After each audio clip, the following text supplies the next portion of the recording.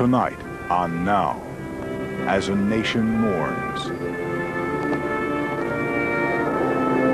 We bid farewell to Richard Milhouse Nixon. We too will remember Richard Nixon.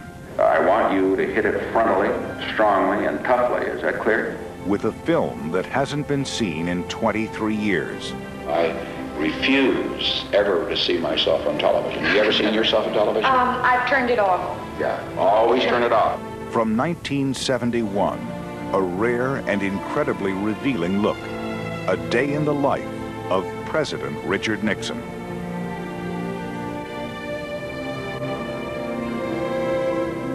Now, with Tom Brokaw and Katie Couric. Reporting tonight from the Richard Nixon Library and Birthplace in Yorba Linda, California, here is Tom Brokaw. Good evening from Yorba Linda, and it was in that simple frame house that Richard Nixon was born 81 years ago. In fact, he opened one of his memoirs by saying, "I was born in a house built by my father." Now, Richard Nixon has been laid to rest just behind that house in a plot alongside Pat Nixon. And Katie, in New York, I know you were watching as well, and what I was struck by was that in his public life, Richard Nixon often was very hard to love, but there was genuine affection and real esteem here today. That's right, Tom. You know, the word that I've most often heard these past few days when describing Richard Nixon is complicated, but we heard words like passion and courage and heart, words that aren't normally associated with the man. It was quite a moving tribute, wasn't it? It was, and former President Bill Clinton, who began his political career as an arch opponent of Richard Nixon, said, from this day forward, we should judge his complete life. That was as close as we came, of course, to the disgrace of Watergate, which forced Richard Nixon to become the only American to resign that office. And when he came to California from Washington, D.C. some 20 years ago, no one would have thought that this is how he would have ended his life, with such honor, with such esteem. Later in this program, we want to tell you we will have much more on Richard Nixon, including a film on his days when he was president in the White House, a film that has not been seen in 23 years. We'll also have the rest of our program right after this.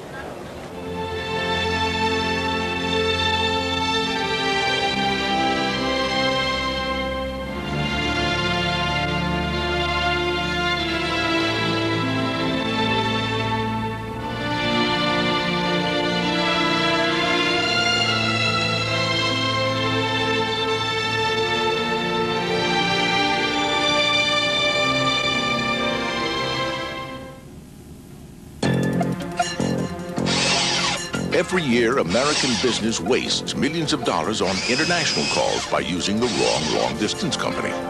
Now you don't have to waste that money. Introducing MCI's Proof Positive Worldwide.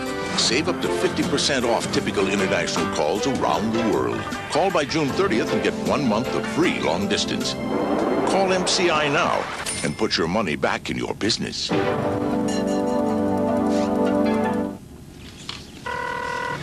Yeah? Daddy, I want to have breakfast with you. Sorry, big guy, no time this morning. Look in your case. Kellogg's Nutri-Grain bars now in peach. Looks like some healthy hint from Mommy. I got one too. Delicious crust with whole grain, no preservatives, and filling with real fruit. Peach. Do you love it? I do. We're having breakfast, Daddy. Yeah. Can we do lunch? Kellogg's Nutri-Grain bars now peach. Start your morning off right. So, where's the boss today? Picked up his new car. What'd he get? The BMW? The Lexus? Neither. He got the Bonneville. Really? Said it had anti-lock brakes, leather, dual airbags. Said with all that and the way it drives, he couldn't see spending 10 to 20 grand more. He likes bargains. He likes cars. To get your free Bonneville video information kit, call 1-800-94-BEST-BUY now. Look, I've been from Texarkana to Wauwatosa, and I've never found an easier way to lose weight. With the Ultra Slim Fast plan, the calories have been counted, the fat grams computed. You don't even have to think about nutrition. It's all there, figured out for you. A shake for breakfast, one for lunch, a sensible dinner, even candy bars as snacks. I lost 55 pounds last year. If I'd only known the Ultra Slim Fast plan was this easy, I could have looked this good years ago. If you want to lose weight, try Ultra Slim Fast. What could be easier? A punctual boy, our son. Punctual? All over the world, UPS drivers are the same. Ask their mothers. He's not rich, he's not handsome, but punctual. He was even born on time. They're obsessed with being on time, so UPS now guarantees on-time delivery to hundreds of cities around the world, or your money back. If my son says he will be there, he will be there. It's a guarantee that not only has our driver's word on it, it has their mother's. He breaks out in a rush if he's late.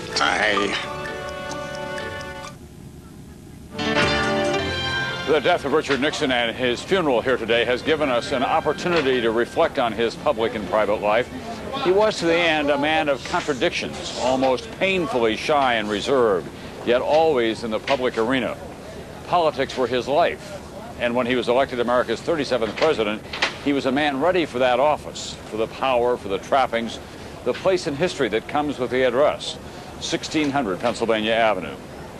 He didn't let many see the inner workings of the Nixon presidency in personal style, but in 1971, my colleague John Chancellor and NBC News cameras spent a day with Richard Nixon. The program aired one time on NBC, and it has not been seen since. Now, almost a quarter of a century later, it is a portrait of history. Some of the people you'll see later would go to prison. 2 would become president. And in the middle of it all, Richard Milhouse Nixon. It was December 6th, 1971. The president's schedule begins this day as he leaves his bedroom on the 2nd floor of the White House to go down to the 1st floor for breakfast with some friends and some enemies, the leaders of both parties in the Congress. He usually takes a quick look at the newspapers, but he does look at the sports pages with more care. Almost down. These meetings take place often. But I haven't had a chance to talk to Mike about this, but the House is almost universally of the opinion that as late as it is... The President of the United States, unlike most people, gets to walk to work about a quarter of a city block from the mansion to the offices in the West Wing, and he walks this day with House Republican leader Gerald Ford. Here, he warns Jerry Ford that a camera is pointed at him. The President was not unaware of the cameras while we were there. And this is the famous Oval Office, the President's official place of work. The President drinks several cups of coffee during the day, usually served by his valet, a Spanish-born American named Manolo Sanchez. This has taken neutral position. Second, they feel that the UN position, which is overwhelmingly... Henry Kissinger. Okay, fine, we'll call you later. All the trips are in good shape. Well, I don't know what we're going to do in our spare time. Just look at that schedule over the weekend. You seen it? Well, you leave for the Azores on Sunday afternoon, and we're in Bermuda the following Monday. We're in Key Biscayne the following Tuesday, and we're in California the following, Thursday. And now, slipping in quickly in his usual chair, Robert Haldeman, Chief Executive Officer of the White House. And the President making a phone call to George Bush, our ambassador to the United Nations, with some instructions on India and Pakistan. George, you had a rather lively time up there. If you see that some here in the Senate and the House, for whatever reason, get out and misrepresent our opinions, I want you to hit it frontally, strongly, and toughly. Is that clear? I mean, don't just take the gloves off and crack it, because you know exactly what we've done, okay? Fine. All right.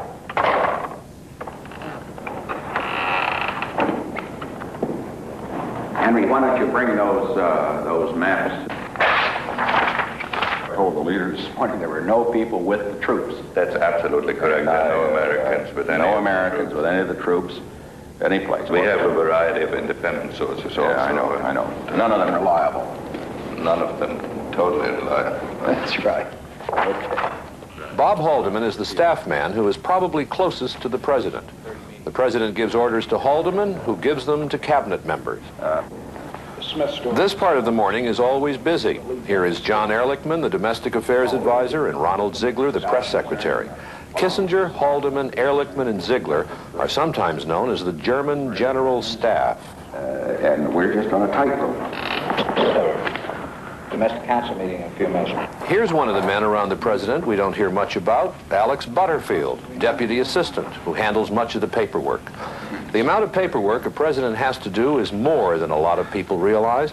There are all kinds of official documents to be signed. And today, Butterfield and the president deal with a subtle matter of protocol for the summit meetings which are coming up.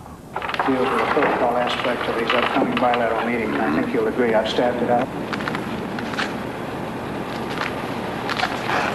You know, no photographs. They all have them. You see, you don't send an autograph photograph to somebody who already has an autograph photograph. Is that what he's talking about? No, they do not have them, sir. We're just recommending... Sato has one. Brown has one. I mean, I know because they've all paid... Anybody who's paid a visit here has an autograph photograph already. Well, we'll check that out. I don't like the photograph idea, frankly, too well. Rosemary Woods, Mr. Nixon's personal secretary for nearly 21 years. First, I wondered, would you like to send a note to Jackie Gleason? You know, you promised to go to his golf tournament. Yeah. I really did promise to go. Dear Jackie, when you invited me to come to the golf tournament in Florida on February 21, I thought I would be able to work it into my schedule. That is the date I arrive in Peking. And even if we had an SST, I would be unable to be in both places at the same time. I wish you would extend my best wishes to all the big money winners at the tournament. And also to the losers. And you wanted to get this picture too. I think if you could sign that one. I think you want to sign it, Dick Nixon. Mrs. Nixon made it pass. You know, I think that's a good family picture. I do too. Pat doesn't think it's so good. I think it's good. I think it's good. Julie here? Hi. Hi, Julie. How are you? What are you working on? Huh? What are you working on? Well, we got a couple of odds and ends on your program. What kind of questions you can have in your television program?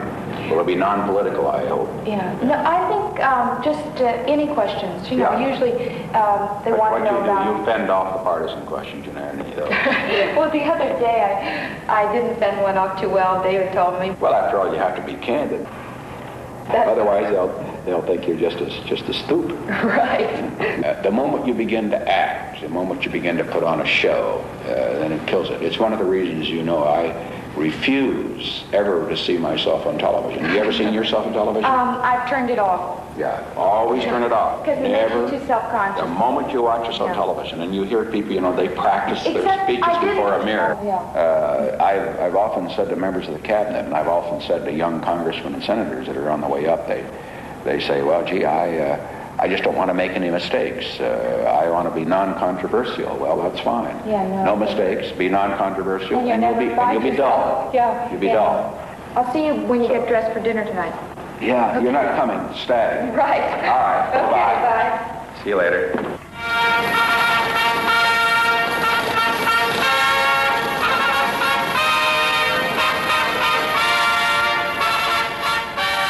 The arrival of the Prime Minister of Canada, Pierre Elliott Trudeau. This is handled, and just about everything else at the White House, with a kind of intense formality. Protocol is quite important to Richard Nixon. And the rules say the President waits in his office for the Prime Minister, which he does, whistling a small tune.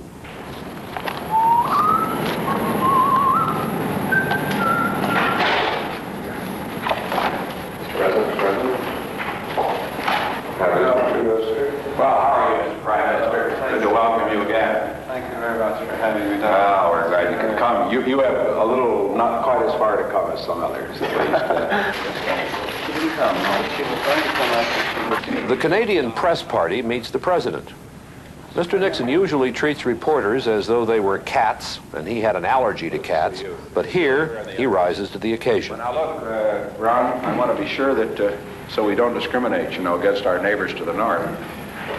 They all get the presidential pins. We didn't have these before when you were here, but to any visiting press corpsman, they get the presidential pin, but with it they can write anything they want. Back in the Oval Office, the valet has brought in the president's dog, King Timahoe. There we are. He's used to good furniture. Want to go out? Go out? Okay. Hold it.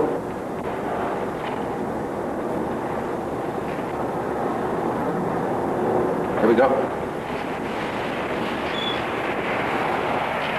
8 o'clock in the Blue Room. A black tie, stag, working dinner for about 40 men. While Mr. Nixon said goodbye to his Canadian guests, I went upstairs to have a word with Mrs. Nixon and her daughter, Tricia Nixon Cox. All right, it'll only be a second. What about China? What are you going to take to China to wear?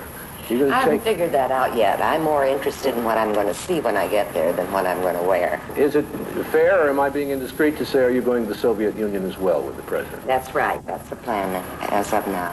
He's here. I'm sorry, sir. Well, how are you? I changed my, decided to get out of the, you want a sport coat, John? Oh, I could put on a smoking jacket. I'll stay in this. Well, I was listening to your interview. I thought well, we've been talking about China. Yes, and they're departing on the day of my birthday. And so at the end of this day, what have we learned about Richard Nixon, the President of the United States? He's not as folksy as Harry Truman. He's harder working than Dwight Eisenhower. He's less stylish than John Kennedy. He's more formal than Lyndon Johnson. He is also something of an enigma, an orthodox Republican who invoked wage and price controls, an old hardline anti-communist who's going to Peking and Moscow. It is hard to know Richard Nixon, but it is also very hard to know the inner thoughts of any man who has his job. They are all, in the final sense, very much on their own, as Richard Nixon was on December 6, 1971.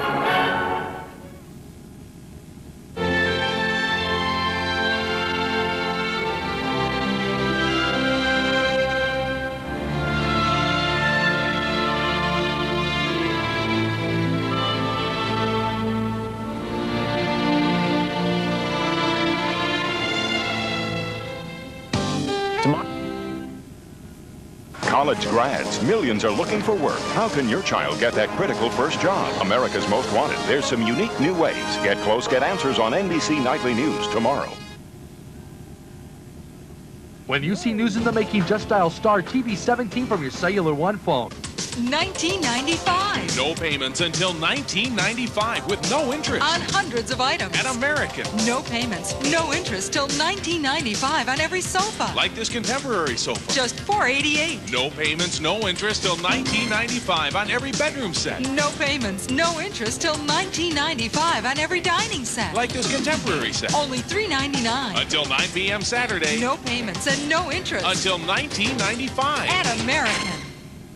Rockford Ski Rack's preseason patio sale. This Friday, Saturday, and Sunday, Ski Rack fills both floors and their tent with hundreds of patio sets to save you hundreds of dollars. New stock carryover, one of a kind, you name it, Ski Rack's got it. Aluminum, wrought iron, cushion groups, priced to sell as much as they can in just 3 days. Save up to 1/3, 1/2 off and more on beautiful patio sets in stock and on sale this Friday, Saturday, and Sunday. Rockford Ski Rack's preseason patio sale. Rockford Ski Rack, Alpine, and Harrison. Rock River Ford, it's the 14th anniversary sale. Free pop, hot dogs, balloons for the kids, and prices so low you won't believe your eyes. New Ford cars, $78.99. Taurus, 2.9% financing. Tempos with Air, $89.95. Ranger pickups, $84.95. Explorer XL, $16,499. F-150 pickups, $12,899. Fun Van, $17,795. 14th anniversary pricing on every used car and truck, and you know how low our prices are already. New cars, trucks, used cars, all at 14th anniversary pricing at Rock River Ford. All night we've been talking about Richard Nixon's influence on American history. But 26 years ago, Richard Nixon had a profound effect on the life of a 13-year-old girl in Ohio. You've probably never heard of her, and you probably don't even remember Vicki Lynn Gray's brush with history. She's almost 40 now, a mother and homemaker who's taking classes at Bowling Green State University. In 1968, she was Vicki Lynn Cole, a 13-year-old kid caught up in the excitement of that year's presidential campaign. In the spring of '68, I was a supporter of Bobby Kennedy. I think probably every teenage girl in the United States was a supporter of Bobby Kennedy, and I wasn't any exception. Please stay back. But in June of '68, Bobby Kennedy was assassinated, crushing the hopes and idealism of thousands of his young supporters. In October, though, there was big news in Vicki Lynn's hometown of Deschler, Ohio. Richard Nixon was coming on a whistle-stop campaign, and Vicki and her friends decided they just wanted to see someone famous. There was an announcement over the school system that anyone who wanted to be a Nixon girl should just show up at the fire station. They were going to give us little paper dresses, and we had a styrofoam hat, and they gave us each a sign to carry. The well-organized Nixon campaign gave out signs to almost everyone in Ohio who turned out for him. The sign that I was given when we went to the fire station said, "LBJ convinced us to vote Republican." That certainly never would have made news. But then came one of those little twists of fate. The crowd surged. In the crush, Vicki Lynn dropped the sign about LBJ. We ended up by the train, and there was a sign on the ground, and I picked it up. The sign that I held up said, "Bring us together again." Bring us together again. Nixon and his people saw Vicki Lynn Cole's sign, the sign she was holding, by accident. It was the perfect slogan for the closing days of Nixon's campaign, in a year that had seen so much turmoil. And on November 6, 1968, the day Nixon was declared the winner, he made it the theme of his very first speech as president-elect. I saw many signs in this campaign, but the one that touched me the most was one that I saw in Deschler, Ohio, at the end of a long day of whistle stopping. A teenager held up a sign, "Bring us together." It was incredible, the response that came after that. And when they tracked me down and found out that I was that person that held the sign, I was out of class for days on end. Newspapers from coast to coast ran the story, and Vicki Lynn Cole was invited to the inauguration to meet the new president. Vicki Lynn just threw the original sign back on the ground after Nixon's train left town, so the Republicans made her a new one and staged some pictures. For Vicki, that was okay. By then, she started to really like Richard Nixon. But with all the anti-war protests and divisiveness of the Nixon era, and then Watergate, she realized her "Bring Us Together Again" sign would go down as an ironic little footnote to a Nixon saga that was filled with twists and turns. Yeah, it was very ironic that even though Nixon used "Bring Us Together" and "Forward Together" as his theme for his administration, that when his administration was over, the country was more divided and torn apart than ever. Vicki Lynn Grace still describes herself as a fan of Richard Nixon's. When he had a stroke last week, Vicki Lynn called the hospital. She conveyed her sympathy to Tricia and Julie, her one-time campaign companions. We'll be right back.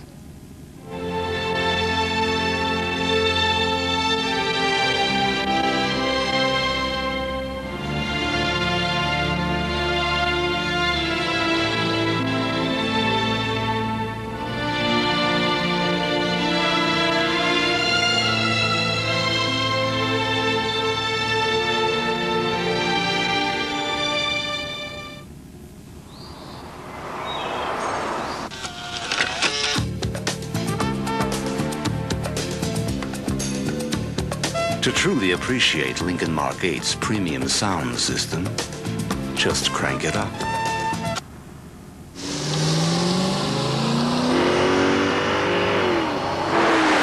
Lincoln Mark 8, the luxury coupe with a 32-valve, 280 horsepower sound system. Drive everything else first. I don't sell houses, I sell dreams. Why would 9 out of 10 customers recommend Century 21 to their friends? It's a large organization, but it's also as personal as me and you. Century 21, rated #1. At JCPenney, our exclusive brands stand alone And work together. It's Stafford's pinstripes with pinpoints, pleated pants with patterned ties.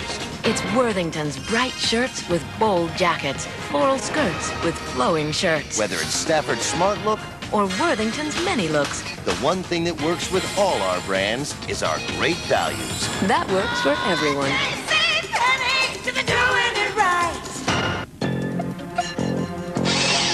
Every year, American business wastes millions of dollars on international calls by using the wrong long-distance company. Now you don't have to waste that money. Introducing MCI's Proof Positive Worldwide. Save up to 50% off typical international calls around the world. Call by June 30th and get 1 month of free long distance. Call MCI now and put your money back in your business. I remember building this deck, but the Palmers forgot to protect it with Thompson's Wood Protector Preservative. Protection from water, sun, and mildew damage. They learned their lesson. Thompson's Wood Protector Preservative. #1 for wood. Yo, Dwayne, you get my quarter pounder with cheese? It's in the bag with my Big Mac. So did you get 2 orders of fries? You know I did, girl, or you'd be eating mine. Well, you know how I love them. I know, baby, I know. How was your day today? Who's that? So, can you pick up dinner? You know, I suddenly got a taste for McDonald's fries and a Big Mac. Yeah. What you want is what you get. McDonald's. Today. A death in the family. She was starved to death. A granddaughter accused. You killed your grandmother. Was it murder? She wanted to die. Or an act of love? Law and Order, NBC next. If you think you know the story, wait till you see the movie. I didn't do anything wrong. The first motion picture based on their true story. Tanya and Nancy, the movie, 8/7 Central, NBC Saturday. And the day of Richard Nixon's funeral has turned tonight here in Yorba Linda, Katie. I will be back in New York tomorrow. I'll see you tomorrow night on NBC Nightly News. Okay, Tom, and you know, engraved on Richard Nixon's tombstone per his request will be, "The greatest honor history can bestow is the title of peacemaker." It's clear how he wants to be remembered. And we'll leave you with some scenes now, Katie, of today's very moving ceremonies.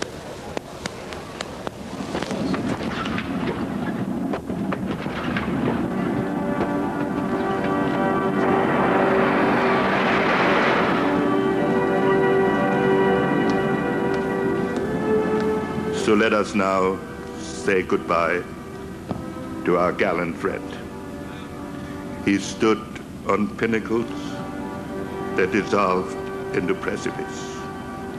He achieved greatly and he suffered deeply. But he never gave up.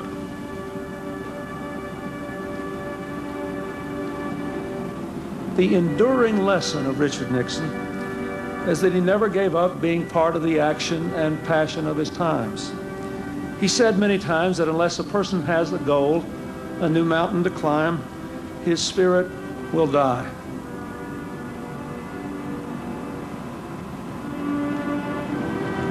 To know the secret of Richard Nixon's relationship with the American people, you need only to listen to his own words.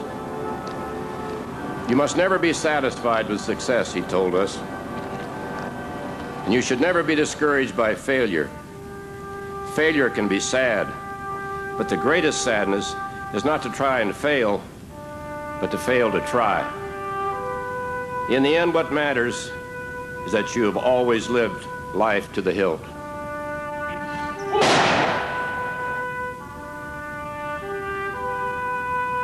On behalf of all 4 former presidents who are here, President Ford, President Carter, President Reagan, President Bush, and on behalf of a grateful nation, we bid farewell to Richard Milhouse Nixon.